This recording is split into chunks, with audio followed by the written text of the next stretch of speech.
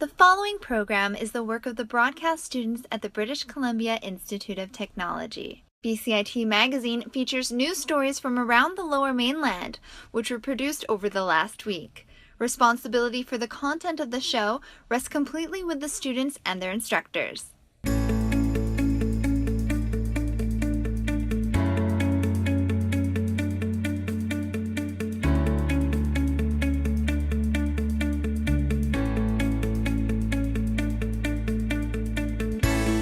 Coming up on BCIT Magazine, an Abbotsford security guard is stabbed while on the job. A Vancouver tenants group joins together for their first ever convention. And a tree lot helps kids in foster care.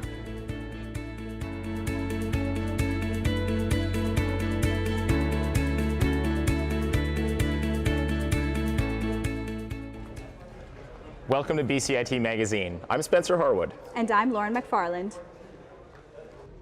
The man accused of shooting an Abbotsford police officer appeared in provincial court this week. Oscar Arfman is charged with first-degree murder in connection with the death of Constable John Davidson. My co-anchor Spencer Harwood was on hand for Arfman's appearance.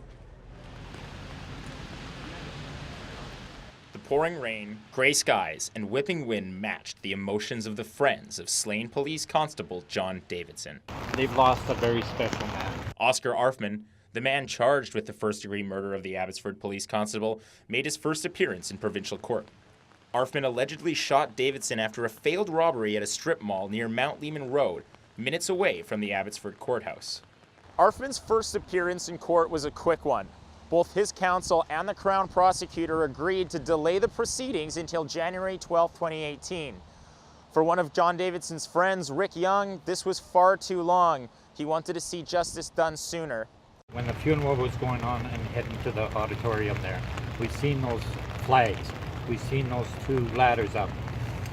And I seen this bus that said Lynch on it. And the things that were going through my mind right there. Arfman has waited 3 weeks to appear in court since being charged. His defense lawyer, Simon Buck, declined to speak to media afterwards. BC Prosecution Service spokesman Dan McLaughlin confirmed the delay was longer than normal. Arfman hasn't entered a plea and has not been granted bail. Spencer Harwood in Abbotsford for BCIT Magazine. Sticking in Abbotsford, a surprising attack took place earlier this week at a shopping center. A security guard was stabbed, and as Ben Phillips reports, the female suspect is still on the loose. Facing this way, she got him right here.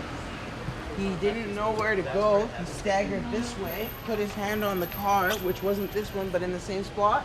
It was here at Seven Oaks Mall in Abbotsford just before 8 p.m. Monday night when a mall security guard called 911 after he was stabbed in an altercation with a woman. Eyewitnesses say after the woman allegedly stabbed the security guard, she ran off and is still on the loose, which has the Abbotsford Police Department on the lookout.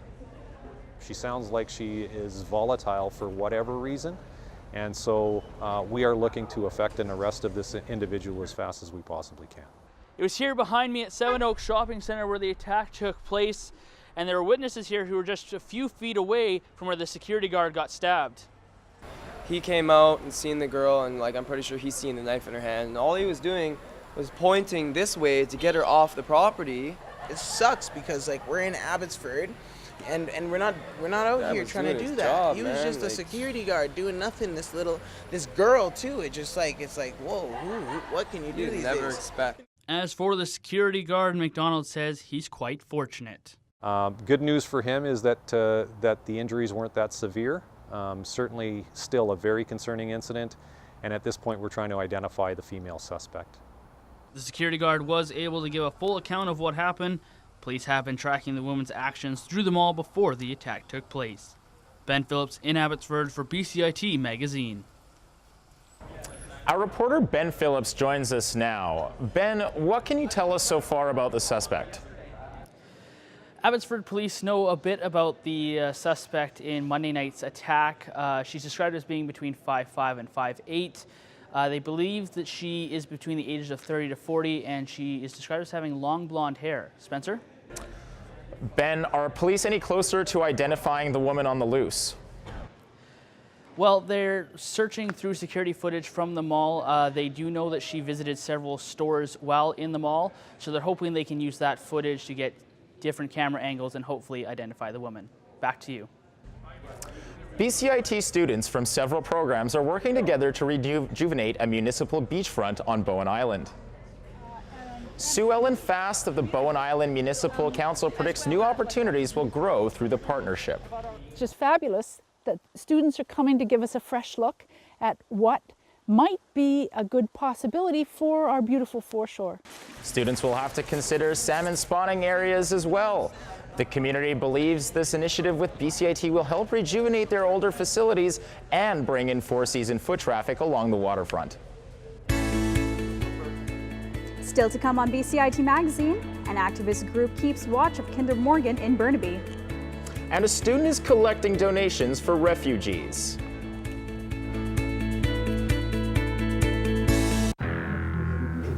Back order control.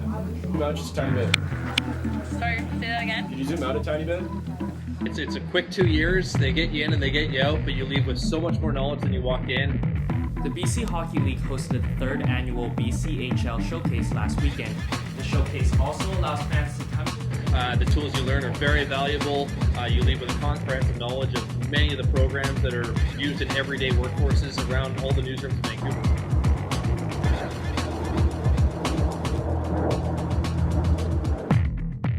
At the beginning of your 2-year program, you don't really expect that in 2 years' time you're walking out ready to be a part of the journalism industry. Good morning and welcome to Evolution News. I'm Chantal Pesquitza. I was lucky enough to get a job a week after I graduated. I think that has a lot to do with the teachers and fellow students prepping you for the outside life once you graduate from BCIT. Yeah, if it wasn't for BCIT, I'd be lost.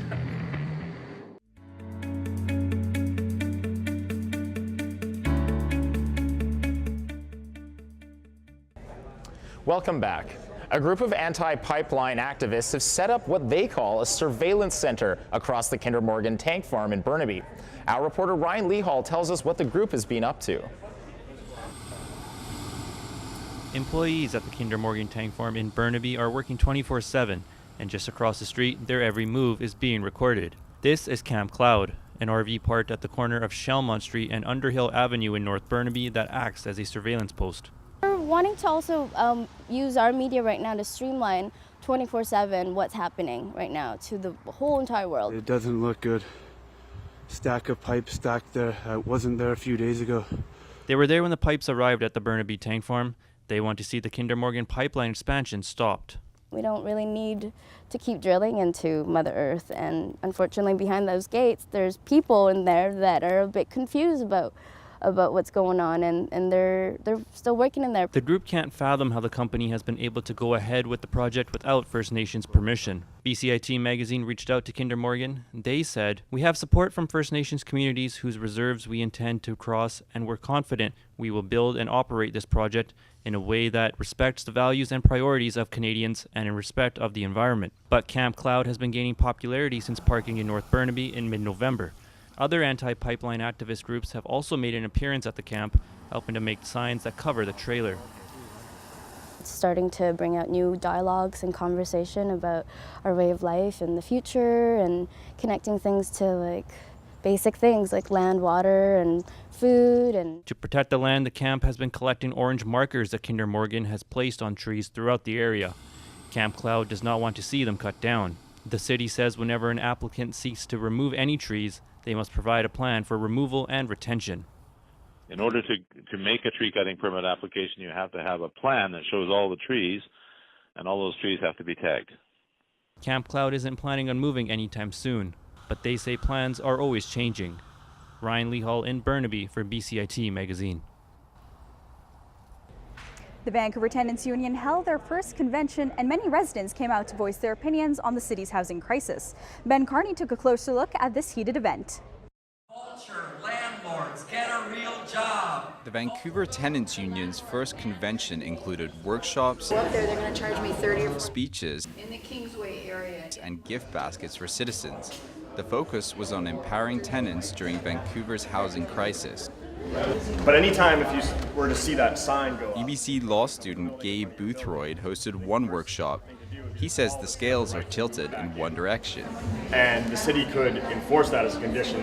landlords, I think, prey on people's, well, it's just hard to fight, and it's even harder if you don't know the system. But then also it's important to know what's out there and so we know how to change it, so we know how to advocate for better protections. So actually, under the Residential Tenancy Act, Many of the complaints were all too familiar. This is kind of a common thing in Vancouver for tenants to be taken advantage of and to be evicted. I mean, I think most tenants have stories of, certainly everybody knows multiple people who have been rent evicted. Tom DeGray, tenant organizer for the SRO Collaborative, says these problems affect low-income residents the most. We have rapidly growing homelessness in the city because the rental stock of deeply low-income housing is disappearing very quickly. The line I like to use is we've lost 1,000 rooms, SRO rooms, in the last 5 years. There's 1,000 more people on the street. The convention came just a day before the City of Vancouver approved a new modular housing project for the homeless. Ben Carney in Vancouver with BCIT Magazine. Our reporter Ben Carney joins us live. Ben, what developments do we have on this story? Well, Lauren, shortly after my story was filmed, City Council approved a new 10-year housing strategy, which is going to bring 72,000 new rental units to people who specifically live and work in Vancouver. Lauren? And what is the purpose of this new housing strategy? Well, the purpose is to protect renters, but also prevent housing speculation in the city. We're going to see a lot of new housing co-ops and rental-only apartments pop up over the next 10 years. And Vancouver's chief city planner says this is a major turning point in the development of the city. Back to you. An SFU student is creating welcome baskets for new families coming to Canada. Cheyenne Bergenheinehauen shows us how students are helping refugees to find a new start. Items for both women and... Katrina Besler, an SFU student, is helping bring cheer one basket at a time. She is collecting perishable foods and toiletries to give to refugees coming to Canada. We already got money, we've gotten some cans and some food, but I was impressed by how many students wanted to talk about it and just encourage us in this and say like, hey, this is really awesome that you're doing it. She is the president of the International Justice Mission at SFU and has partnered with the First Christian Reformed Church of Vancouver on this project. The church began giving welcome baskets in 2015 in order to provide support to incoming refugees. Well, what we hope is not only that it will show that there are Canadians who are wanting to say, welcome, we're glad that you're here, but also just that practically it will kind of lessen some of the impact of the disorientation that you feel. Refugees come to Canada from several countries, including Republic of Congo, Sudan, Eritrea, Somalia, Syria, Iraq, Iran, and Myanmar. Items like these are being collected for the baskets. So in putting together baskets, essential items like rice, pasta, cans of tuna. Other items that are being collected for the welcome baskets include vegetable oil, cookies, lentils, sugar, and tea. Toiletry items that are collected include toothpaste, toothbrushes, sanitary pads, razors, soap, and shampoo. Besler hopes to continue to provide support beyond making welcome baskets. I'm really happy to have this connection with people that are working so closely with a population that needs help, and so yeah, if there's things in the future, we'll definitely hop on board with that. Money donations are also being collected. The baskets, when ready, will be given to a family at the Welcome Centre in Vancouver. Cheyenne Bergenheinehauen in Burnaby for BCIT Magazine. BCIT Magazine? A pop-up shop in Vancouver looks to eliminate trash. And drag queens read to local kids.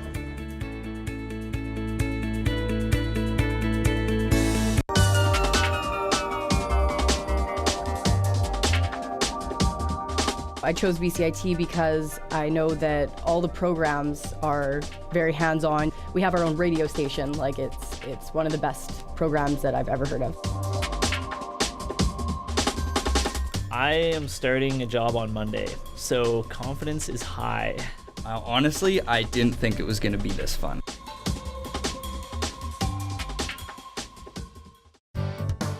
Standby graphics, ready camera one. If you want to experience the fast-paced world of news, today on BCIT Magazine, striking, make magic on a movie set, frame, and action, or bring your creative ideas to life, BCIT's hands-on training will get you started. BCIT Television and Video Production. Your possibilities start here.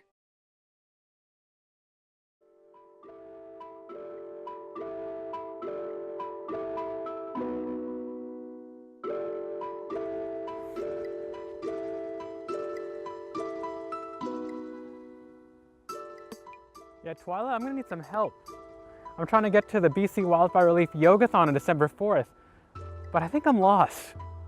Right, that yogathon is to help raise funds for those affected by the wildfires this summer, right?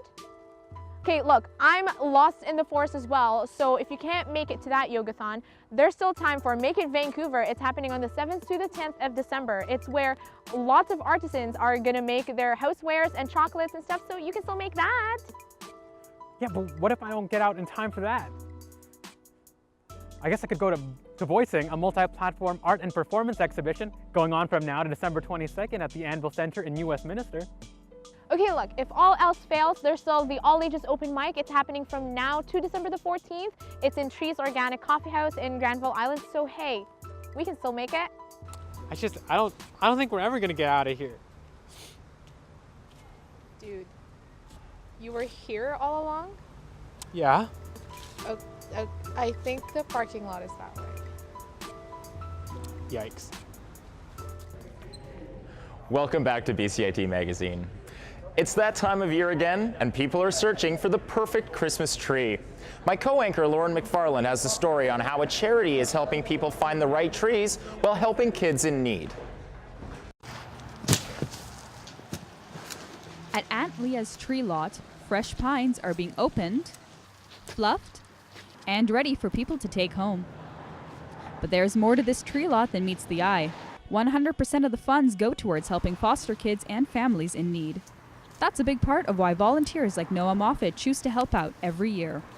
I think that it's very important to help Aunt Leah's because of the charity that a lot of the money goes to. And I find that it's a very good experience on my part. Another big part of the success of these lots is the strong place Aunt Leah's has in the community. Aunt Leah's had to think outside the box, so they did a workshop and came back and decided they had to open up a bunch of social enterprises to fundraise and make money to keep the programs running. And that's how the Aunt Leah's Christmas tree lot started, and that was about 24 years ago. We have this year about 600 volunteers, so every kind of volunteer.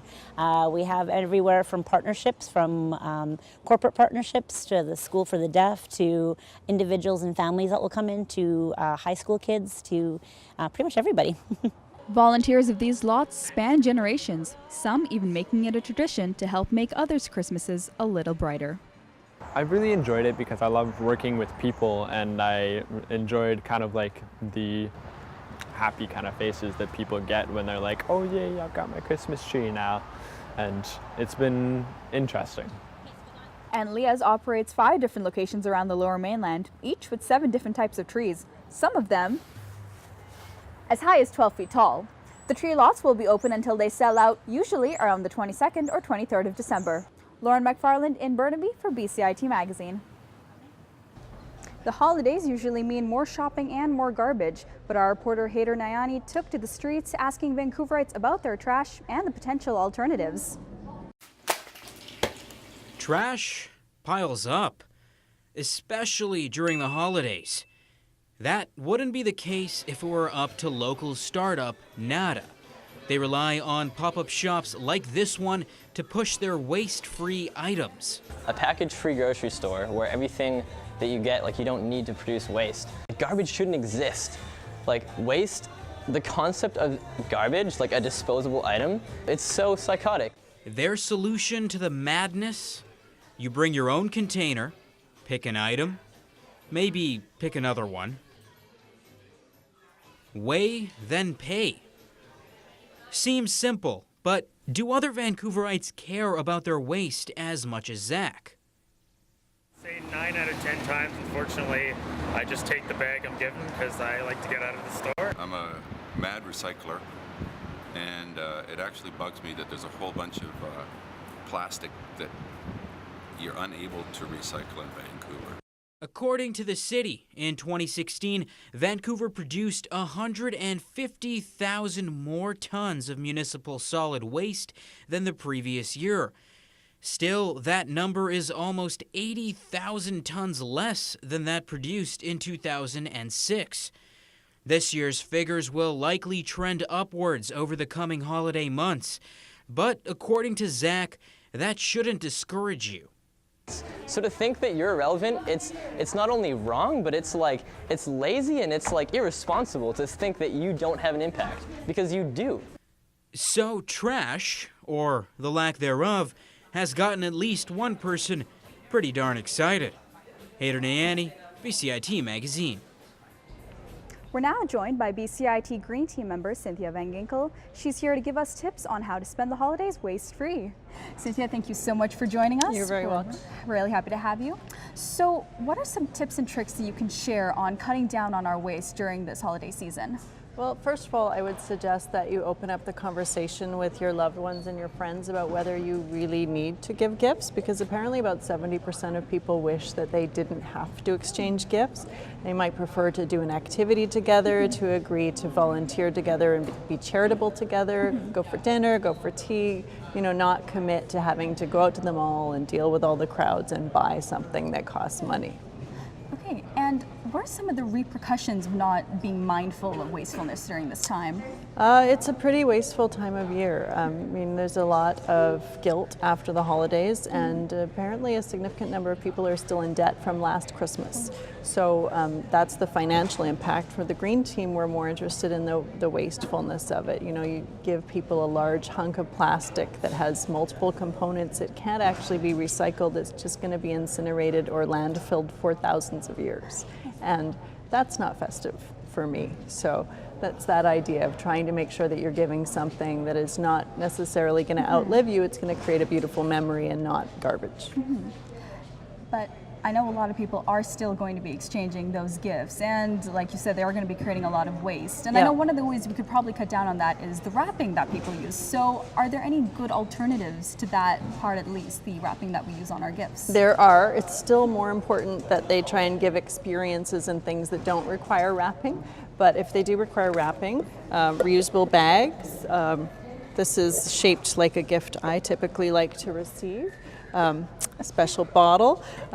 Something like this also takes the work out of Christmas because you don't have to deal with all of the cleanup after, but a newspaper, give someone something wrapped in a tea towel, anything that you've got around the house, put it in a box and draw on it. Lots of ways to reduce that side of waste too. Thank you so much for everything you've told us, and thank you for being here. We really appreciate it. No problem. Thank you. A group of Lower Mainland chefs want to teach kids all about healthy eating. As Jimmy Fabro reports, they head into the classroom and just in time for the holiday season. It looks healthy, but only one is growing. These chefs are showing students different ingredients for making a stir fry. I'm an executive chef of the Fairmont Pacific Rim downtown in Cole Harbour. Chef Nathan Brown says at first students were intimidated, but by the end of the program, there was a significant change. By class number 7, everybody wants to jump in. Everybody wants to try to stir and taste and show people in their class what they can do. Well, we're going to make this stock today, so I think it's a good idea to add some vegetable stock. Chefs and volunteers help the students plan for next week's stir-fry competition by tasting ingredients and deciding what they want to put in the stir-fry. No, that's like soy sauce. The chefs also teach the kids how to grow their own vegetables. Here are some examples of some pea plants where they have different water and soil levels to see which plants react the best to which conditions.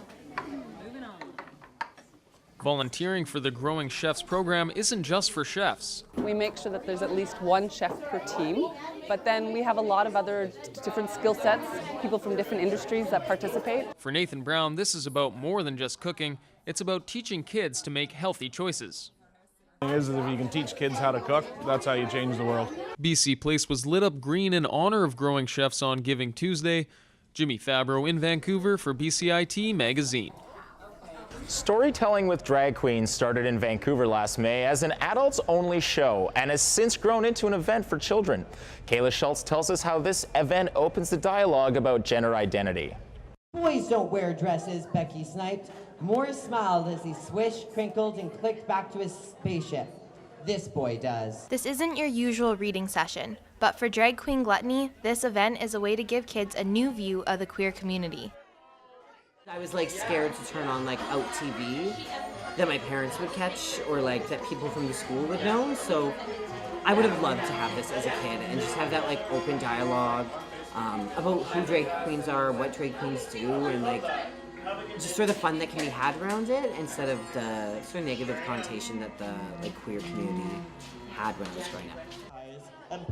Gluttony and 2 other drag queens, Carmela Barr and Mimi and Mormi, donated their time to read to children to help break down barriers and show diversity is nothing to be afraid of. You don't have to be a boy, you don't have to be a girl, you don't have to stay that way all the time. You can change and be fun and have fluid.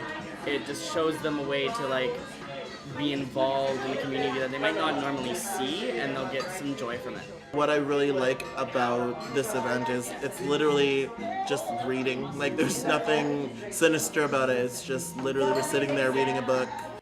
Dr. Jen Marchbank, a gender, sexuality, and women's studies professor at Simon Fraser University, says that events like this allow children to have a better concept of themselves. Allow children to understand that there is more than one way of being in the world. The more we expose our children to different ways of living in this world, then they can choose to be their own authentic self, rather than feeling that they have to fit a particular way of behaving. Gluttony says watching the drag queens reading allows children the freedom to be themselves. Being a kid, I love dressing up, and like I think all kids do, and it's something that we sort of beat out of kids as they get older to like not express themselves that way. So seeing this and seeing adults doing this, I think really helps. For now, it looks like reading is the only thing on these kids' minds. Kayla Schultz in Vancouver for BCIT Magazine. BCIT Magazine. I'm Spencer Harwood. We leave you now with calm waters off of Bowen Island. You did it.